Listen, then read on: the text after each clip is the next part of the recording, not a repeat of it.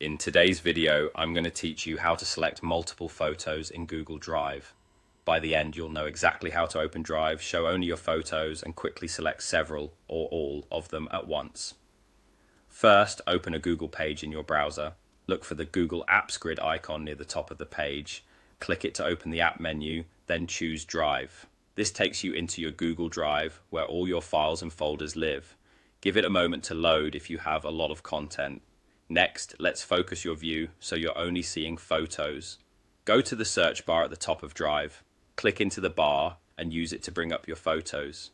You can type a keyword related to the images you want, or open the search options and choose the photo or image file type so the results are limited to pictures.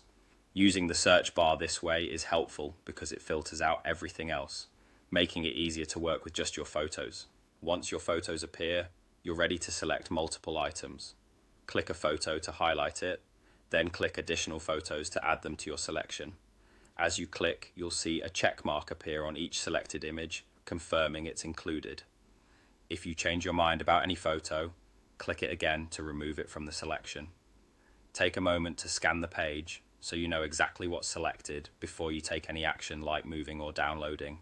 If you want to select everything you see in one go, use the shortcut that grabs it all at once. Hold the Ctrl key on your keyboard and press the letter A. You'll notice every photo in your current view becomes selected instantly. This is a great time saver when you're working with a large group of images. Just remember, Ctrl+A selects all items currently shown in the results or folder you're viewing. So make sure your search or filter is set the way you want before using it. When you're done, you can confirm your selection by looking for the check marks and then proceed with whatever action you need, like moving the photos into a folder, sharing them, or downloading them. That's it. You opened Google Drive from the Google Apps menu, used the search bar to show your photos, and selected multiple images, including how to select them all at once with Ctrl+A. Thanks for watching and happy organizing.